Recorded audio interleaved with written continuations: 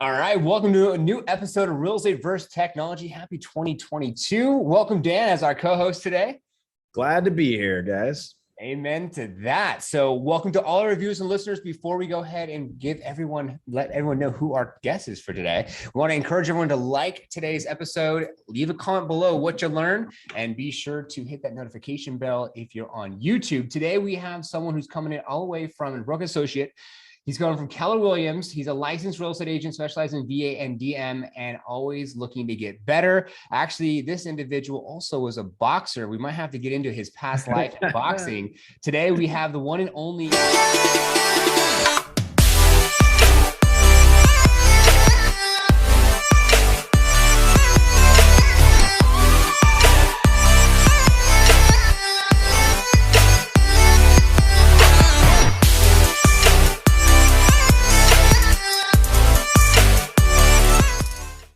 Diego Abregu on the show. Welcome, Diego, to Real Estate versus Technology, man. Hey, what's going on, guys? Happy to be here. Happy to catch up with you guys. Yeah, man, it's awesome to have you on the show because we actually know Diego more on the real estate side for Liftoff. And so I was like, man, Diego, we got to get you on Real Estate versus Technology and get into your story and share your story and technology using also with our community here with Real Estate versus Tech. So let's get into it, man. Like, how long you been in the business? What made you get in the business? And what area do you serve? Cool, man. Yeah, so I'm licensed right now in Virginia and Maryland. I live in Loudoun County, Leesburg to be specific, about 45 minutes or so from DC, right? If you're not familiar with the area.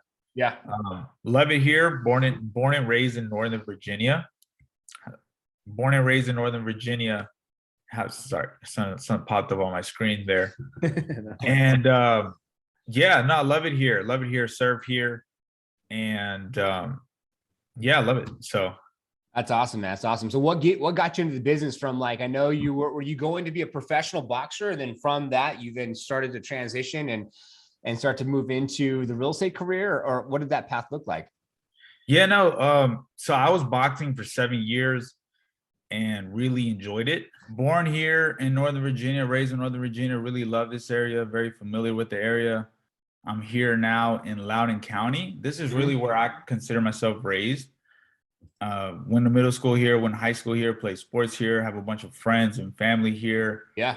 And now I work here, right? So I service really all of Northern Virginia, you would say. From Loudoun County, Fairfax County. If you're familiar with the area, those are very big, high populated counties, right? Fairfax has over 1 million in population. Wow. Loudoun County around 400,000 to 500,000 or so. And even Prince William as well, which I believe is near 1 million. Don't quote me on that, but I mean, you can fact check me. It's close there. Yeah. And really love the entire area. I feel like it's a great place to live. I always tell people that I love living here and working here, and that's why it's so easy for me to help people, buy and invest in this area. Yeah. So that's something that, I'm really passionate about. I'm also licensed in Maryland as well. Majority of my business is here. I also have a lot of referral partners in Maryland, but I do service some clients that are 20, 30 minutes or so borderline from where I'm at right now. Nice. That's awesome. I love it. That's awesome. And then tell us a little bit about your backstory. What was the thing that was it because of family, or how did they call your name, and how'd you get into real estate? So I'm 27. I'll be 28 next week or so, like in 2 weeks or so. Happy birthday. Thank you, man. Thank you. Early happy birthday for sure. I got licensed when I was 23, about to be 24. So end of 2017, about November or so. Didn't really start the business full time until about 8 months, right? Until I sold my first house. So I was actually working at a restaurant. Reason being because I was boxing. Okay. And to kind of backtrack that, right? I was boxing for 7 years right before I got into real estate. Thought that was all I was going to do. I started boxing when I was 17. Had 33 amateur fights. Wow. Sparred the likes of, Shakur Stevenson, Gary Allen Russell. These are big names, Antoine Douglas, a bunch of other really good boxers that are well known in this, boxing community, just in general. And this is all I was going to do. But long story short, I always had like a niche and knack for business, whether it was in our family or whether I just naturally had that persona, did a little bit of personal training in regards of having my own business, right? And just going door to door, car to car, just kind of telling people, hey, I can help you get in shape, and this is what I do. Decided, you know what, I like fighting a lot more than I like getting people in shape, and just focused on boxing. So that's how I started. I ended up going to a restaurant, just kind of make ends meet and be able to travel and focus on my fighting career. And then out of nowhere, I decided, hey, you know what? I want to give this real estate a shot. It seems like it's something that really, really fits my personality, if you want to say. Yeah. Right. You read a quick bio of what is a real estate agent career for you, and you read those comments, right, that they say, and I'm like, you know what, all this kind of aligns with what I'm trying to do. Have a good work ethic. Yeah. No income limit, like no ceiling, really, right? Yeah. Be your own boss, set your own schedule, things like that. That originally got me, interested in it. Yeah. But to tell you the truth, I really had no idea what I was getting myself into. I don't think anybody ever. You know what I mean? I love that, man. I love that. I can only imagine too, like being a boxer and being consistent for 7 years. Yeah. How that consistency, even in training to be healthy, can then go into the world of real estate in a sense where you have to be consistent, making your calls, doing your networking, prospecting, showing homes and what have you. Can you give us a little context as far as for viewers and listeners, like that self-discipline, and how did that help you? Yeah, no, that's a great question. It's funny. My brother just recently joined the real estate team as well. We always make boxing analogies in regards to how it does correlate with life in general, right? Okay. So the day-to-day is definitely different in regards to boxing. Obviously, it's a lot more physical training, right? But the mental is 100% there. Yeah. Just building routines when you're getting ready for a fight. You go into training camp mode is what we call it. When you're in camp, you're sleeping at a certain time, you're eating a certain amount of food, or not eating a certain amount of food, should I say. And you're training a certain amount of times a week, and we're training at the same time every week. So that was more set and organized in real estate, I would say, just because with real estate, as you know, there's appointments all types of the day. You never know. You have clients looking at different areas and things like that. Yeah. But the work ethic is the same. When I first got into business, like I said, I didn't really know how can I translate my boxing work ethic to real estate, right? Because I got licensed, but I didn't really know how to build a big real estate business or even how to do a real estate transaction, right? Yeah. Because in boxing is very easy. It's easy in the sense that it's simple, that you run, you train, you spar, you study film, right? You listen to your coach, and you're going to get results. So when I first got into business, that was kind of the thing for me. It was like, all right, what do I replace the running with? What do I replace the training, the sparring with, right? And then as you get more experience, you start to learn, all right, well, you read, you talk to other individuals who have businesses that you're trying to emulate, right? Yeah. You do script practice, you do role playing. There's things you can do. You study, right? You study the contracts, so you're well versed, you can protect your client. So there's things you do, and it was just kind of the same thing. It's a very simple route to success, right? It's just not easy. It's what I really like. Success is simple, not easy. You know what to do, you just got to do it. So it's just finding those things. And I think that's like anything, right? I mean, you guys can attest to that. Just put in the work, and the results will come. You make adjustments, but as long as you show up every day and put in the work, you're going to win the fight at the end of the day. I love that, man. I love that. I'm sure that, who knows, there could be boxers out there that are going to see your episode and know like how did, and are inspired, right? And want to know how you did that. So you got your license, 8 months before you got your first deal, side hustle, doing your thing with the restaurant, plus your boxing. Now you go in, and sounds like now you're just obviously full-time real estate, right? You're doing it full-time now. And how long you've been in it since, like from boxing? And do you still box, and are you just all full-time real estate, or you? No, I mean, I'm an all-in kind of guy. When I made the decision to get into real estate, it was like, this is what I'm going to do forever. Like that was kind of my intention, right? Okay. So I treated it as full-time from the beginning, right? So I worked at a restaurant. I was working like overnight shifts from like 5 to 2 a.m. or whatever the case would be. So I would do all the training in the morning, all the calls in the morning. My boss was flexible with me. So again, I sold my first house, and I was like, hey man, give me a month to kind of make this work. Let me figure it out, kind of focus more. I sold 2 more houses the next month, and then I was like, I'm out of here. So that was really it. And I've always had the mindset of just, it's going to pay off, right? So that's the good thing about business. And that's why I wanted to get into it, was because with fighting, I had no doubt that I could be successful as well, but it's such a short window. I just had the vision of like, I have a passion for business and reaching out and building a brand. I know I can do this for a long time. So my mindset was like, if I get into box or if I get into real estate, I can do this forever. And as long as I don't stop, there's literally no way I can lose, as long as I'll just keep getting better. Right. So wow. I love that. It's so true too. And it's good. It's good. Yeah, it's a great story. And it's a test to the fact that, like, you look at a lot of athletes, like you look at NFL players and they joke around not for long. Right. So it's nice. You saved your body and you went into in a field where now you can, you know, have your family, do your thing, and then live on until your older age and hopefully be less bruised and battered, you know, so you could be able to still. Yeah, no, exactly. So there's definitely a lot of pros to doing this opposed to boxing. I still love it though. I don't train, to answer your question.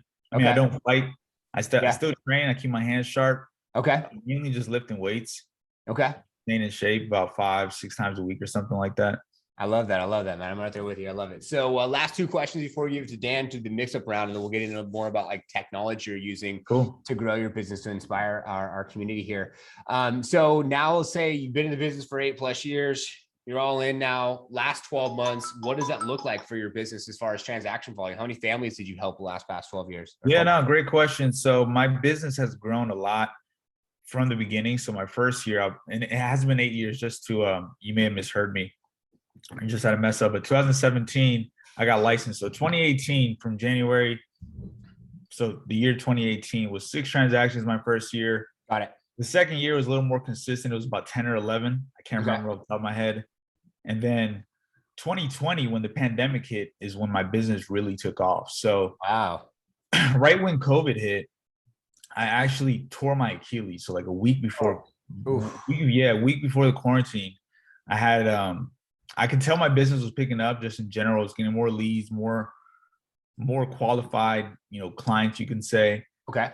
And I'm lifting weights, I'm playing basketball, boom, tear my Achilles. And I'm like, oh God, I already knew I tore my Achilles. But long story short, I'm in a boot and I'm like, dang, this sucks. And then COVID happens and everyone can't leave the house. And I'm like, all right, well, it's not too bad. The business was still booming, right? People were still wanting to see houses. So I had to learn how to maneuver with a boot for about 3 months or so. But that year 2020, it was 4 transactions the first 6 months, and then the last 6 months was 17 transactions. Wow. And just completely carried that into the new year. So in 2021 we finished with 32 families helped. Wow. Just under like 14 million. It was like 13.8 million in volume when you look at the property sales price. Nice, man. That's 32 buy and sells, right? So we did help other families as well with rental needs. We have a couple of clients who have investment properties that we help lease out. Nice. And obviously we have other clients as well who need temporary rentals, and we help with rentals as well. So that's cool. That's awesome. I love that. Now I know kind of how you flow about, like, you know, helping families and the way that you represent your business. And so I really respect that. So last thing from my perspective is like, if someone was going to work with you, like, what would you say separates you from another agent, you know, from someone working with you and someone else? Yeah, that's a really good question. I feel what separates me is that I really dedicate myself to my client and their goals, right? And it becomes a very genuine thing. I just put a lot. There's so many realtors out there, right? Yeah.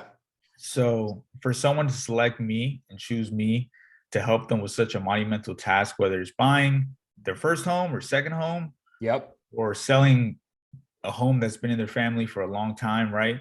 I take that with a lot of honor and respect, and I'm appreciative, right? So I feel like that's what separates me, right? Obviously, I have a lot of knowledge. We have a lot of technology that we use and all that good stuff. There's a lot of other good agents out there who provide that similar value, but I feel like where it separates with myself is that it's a very personal touch, right?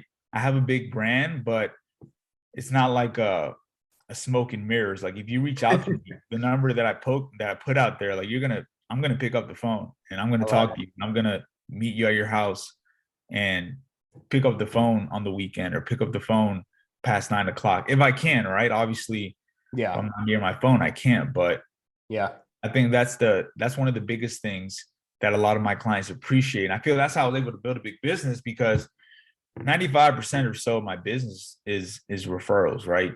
Mhm. Or someone that I know that has just heard of the good experiences from my past clients. Wow. Wow. I love that. It's nice. Speaks a lot about your character. It's so much different when you're just like transactional and you're just big For volume. sure. And then you actually take the time because you care. So it's Yeah. for you, man. I love that. Diego said something that I just wanted to touch on real quick, which is you answer your phone. And I think Yeah. as you know, I texted somebody this weekend. I'm not gonna put them on Front Street, but I texted somebody this weekend because I needed financials for an investment property because they wanted to underwrite it before they wrote an offer. And she just slow played me. And finally, like Sunday, I sent her an email. I'm like, listen, like, you're not getting an offer today because you got a text in the morning and you chose not to respond to it. And now he's not interested in, you know, I have $1 million proof of funds for cash and he's not interested in writing an offer on your property.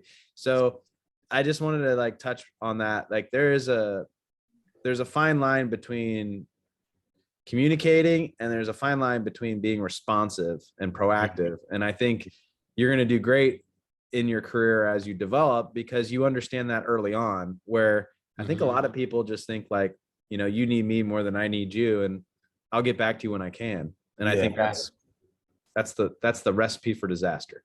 No, yeah, 100%. And just little simple things that I heard early on that for whatever reason stuck with me is, you want to have a bigger business in this business, answer your phone. It's that simple. Just answer your phone. I can't tell you how many times I've answered my phone and there was an opportunity that I just didn't expect. I love that. And it even works on the other side too, for like more of like a technology service-based business on the liftoff agent side that sponsors Real Estate First Tech. You know, I do the best I can to show up and show out and be available, and people are amazed. I'm like, I'm a human, like I'm here for you. Yeah. It's Yeah. all good. Work. So, It's huge. yeah, it's huge. Well, we're going to switch it up. We're going to do the switch, the mixed up round. Dan's going to take this on. He's going to ask you a few questions about your business and kind of more the technology side. Okay, cool. Yeah, so go ahead and take it away to the mixed up round, Dan. Thanks, Norman. I think the, you know, real estate versus tech and pseudo to its name is just kind of understanding like, what are you using in your business to leverage outside of your phone and your calendar to generate more business, to amplify your message or your brand. Why don't you give me like maybe your 1, 2, 3 tool sets that really just help you become more effective? That's a great question. I really should have more systems, right? You hear about people and all these big systems that they have. And I almost consider myself old school with a little bit of technology, right? That just works for me. But the biggest things that I use in technology are my database, right? My KW command. I'm with Keller Williams, so we have a system called KW command. Yep. And I'm just really, really good at, if you tell me you want to buy a house or sell a house, I put you in that system, and I'm just putting down your name, your email, and I'm putting down a note of what you told me when you told me, and I'll just stay in touch. It's very simple for me. And I also do a lot of blast emails where just kind of stay in touch with my clients. They're very personal, whether it's a video or whether it's just just an email, like a written email. So those are the biggest things really. With Liftoff, I do have a great website with Liftoff where I'm able to leverage almost like an electric business card, right? It really validates that. And I've had a lot of clients, and I had a recent referral from New York who just sees all my stuff, and they see all my videos, and they see that I'm knowledgeable, to see that I'm proactive. I'm actually in the business. I'm out there in the field, if you want to say. I'm buying and selling houses, opening doors, making deals, negotiating deals, right? So I think that's a big part that just kind of helps me. I'm not sure if this technology, but even reviews. It is. Yeah, reviews have been a big thing for me as well, right? Just kind of leveraging the reviews, being able to get people to share their experiences. It really validates my business, right? It makes people feel comfortable, especially in a field like real estate where a lot of realtors aren't trusted, you could say, right? Sometimes we get that negative connotation that, oh, they just want to make a sale, they're just about the money. But they see that it's the experience is a little bit different when you work with me.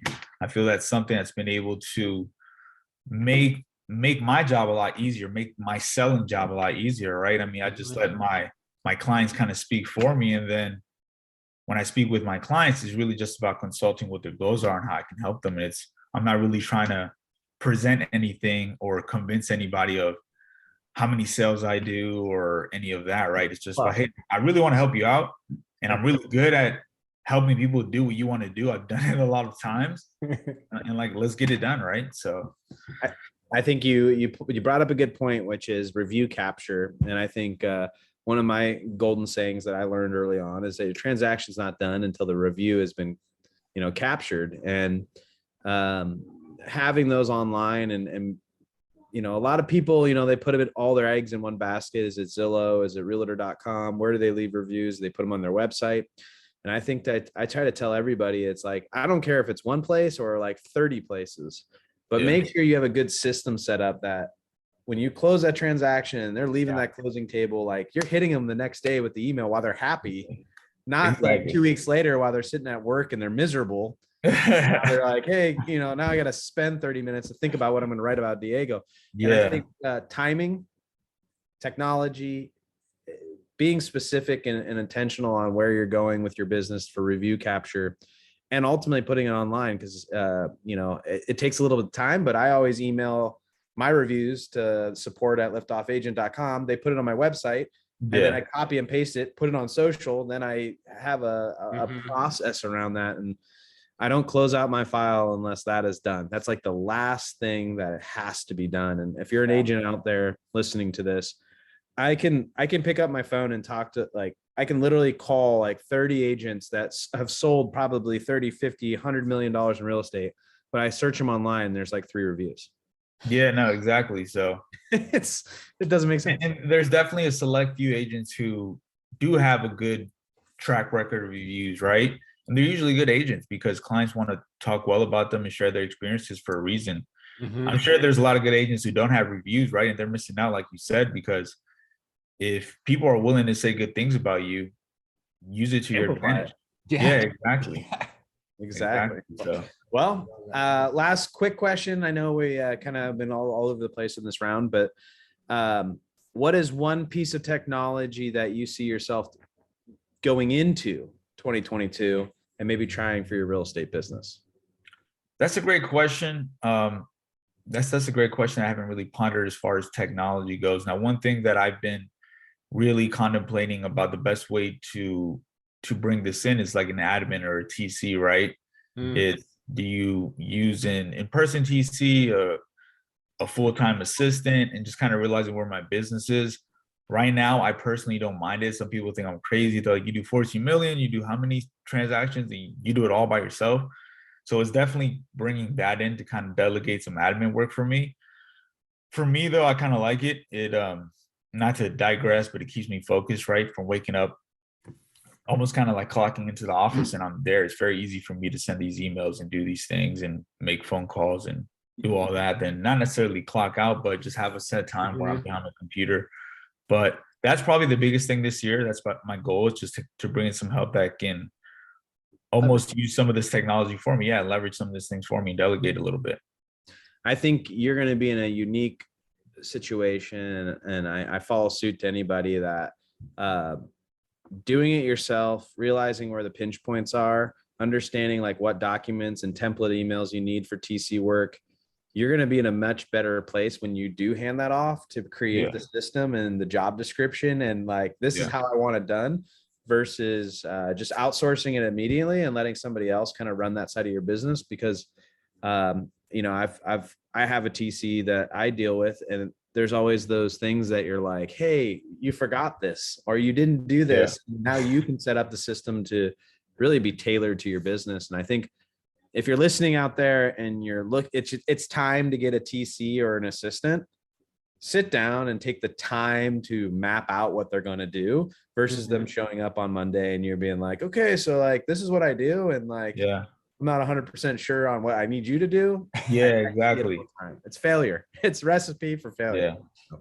Yeah. I think that's the biggest decision for me, just kind of taking some time down to really write down what do I want to do and not do, and having, like you said, exact system. So I don't want to spend more time managing my TC when I could just be doing it myself. Like then it's like, what am I doing here?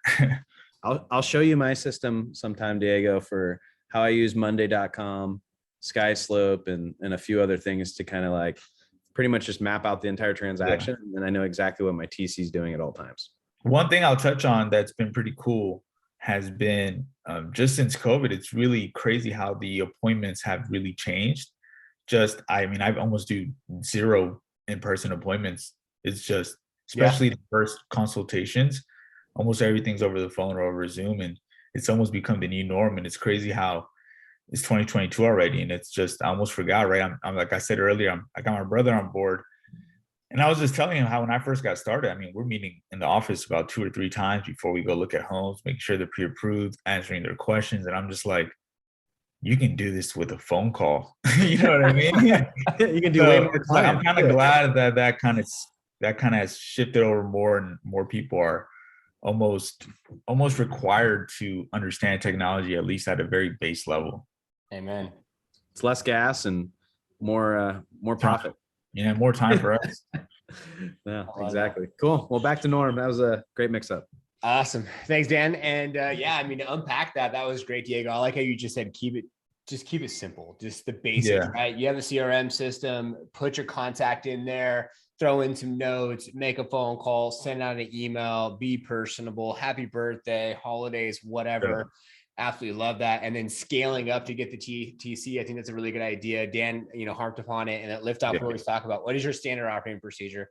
What are the key performance indicators that the standard operating procedures are working, so you can then have more income producing activities, right? So I absolutely love that. And it's so true. When they come in, you're like, because then you're working on it in the business, and anyone who is out there who has a business knows you're always doing this back and forth. And it's funny how you talked about at the end there, the whole COVID land we live in, and now meetings like this. And this is how we started Real Estate REvsTECH. And then I moved out of state. My wife and I moved out of state and said, hey, like, I don't need to go in offices anymore. And I used to go in every single realtor office on the liftoffagent side years back. And now it's like, I can do this. And it's super simple. That's pretty sweet.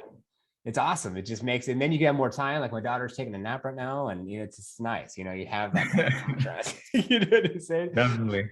Awesome. So I have 3 more questions before we end the show. And at the end of the show, we just like to leave the floor be open to you. So anything that your viewers and anything that they want the viewers and listeners to take from you. So on the expert side or positioning side, like, are you thinking about yourself as far as your business as an expert, as far as like in the cities or the areas that you serve? Do you just mainly focus on just repeat business and referral business, or how do you look at it now that you saw that some businesses coming in from like your website perspective and the video perspective? What's your thoughts on that for any viewers and listeners out there? Are you saying in regards of focusing on a certain area, or like a niche? And I think it's important to have a niche, but it's not necessarily like you have to close all doors, right? Yeah. So my niche is definitely Loudoun County, just because it truly is where I was raised and I know and I live. So I know the area the best, right? And what's not too bad. It's also an expensive area, so it makes sense from a business standpoint to focus here, right? Less drive, bigger sales, if you want to say, or bigger prices, just in general. So that's good. It's good to have an area that you focus in that you really know well, because when you spread yourself too thin, for one, you just naturally won't know the areas as well. You won't be able to speak to the community, and that small thing may just lead to less referrals, right? Less people bragging about you, because if you come to Loudoun, I know every single restaurant, every single route, every single school for the most part, right? Yeah. And it just, people really appreciate that, especially when they're not from the area, right? I can imagine, especially when you start dropping some names, like, we'll go see Stephanie over at the donut shop and Bob over at Bob's Burgers, and then you start to like be able to actually know like the people and the owners and stuff, which makes a big difference to keep it more home feel, which I think is super powerful. I can imagine that with referrals too. Yeah. So what would be your secret weapon? So I know it sounds like a lot of your business is like referrals and what have you, and this would be like the last question. So what's your secret weapon? If I was a referral, or maybe if I was a referral from online, right? I just checked you out online, formal listing presentation. Like, what's something that you like to press upon, which you kind of already did, but I just want to see if there's anything else that is like your secret weapon, or a way that you navigate your formal listing presentations, for like a tip or suggestion for one of our viewers or listeners. No, like I said, I'm very straightforward, like just like that. I love it. Very personable, right? Just very connecting with my clients and just trying to figure out what their problem is and just be able to communicate in a way that they can trust me and they can also trust the process, right? That I'm going to guide them through for the next 2, 3, 4, 6 months, depending what transactions they're doing in that time, right? So I love it. that's really it. I mean, that's really the secret. And if people want to complicate it more, and I just kind of go back to sticking to the basics, right? Sticking to the fundamentals, going back to the boxing thing, just stick to the jab. Like what wins you the big championships, what makes you a great fighter is just doing the basics at a very, very high level and at a consistent level. I feel when you do that, championship success is inevitable. And it's the same with listing presentations and buyer presentations. Mm-hmm. You practice it, you know what you're going to say, you know what the goal of your meeting is with that client at that specific time. You're able to communicate that with them.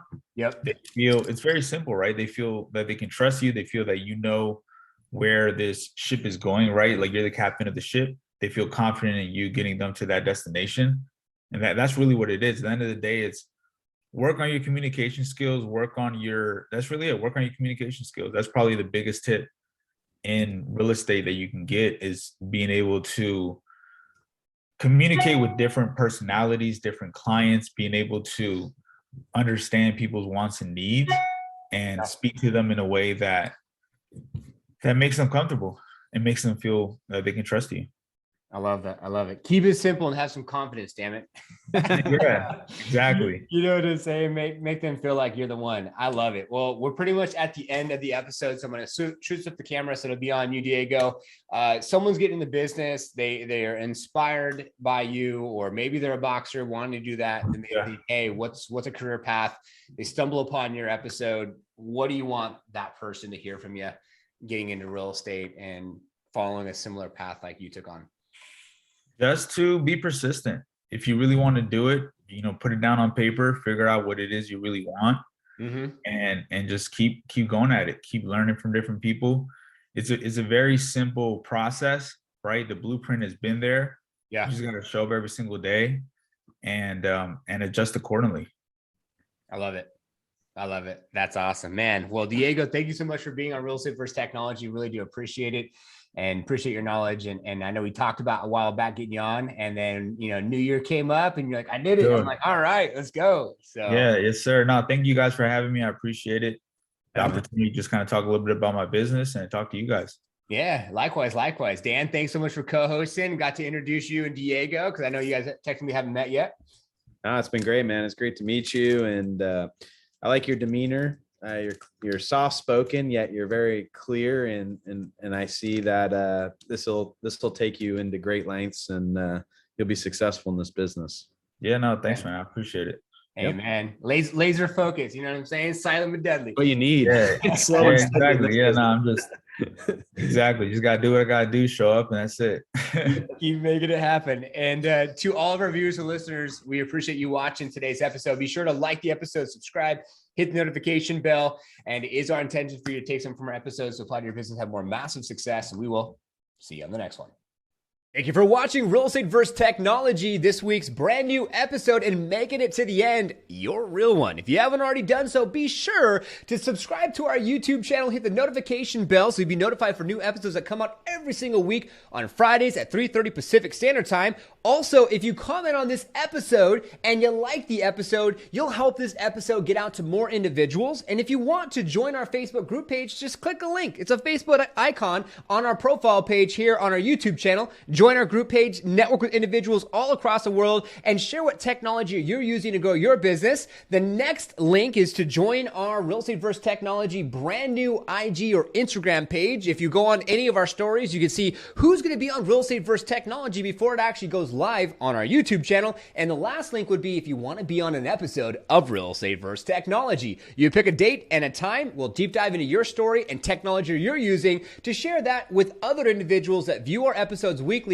to inspire, enlighten, show up, and show out for people that love to watch these type of podcasts to have more success in their own business. Thank you so much for your continued support. We appreciate it. We will see you on the next one.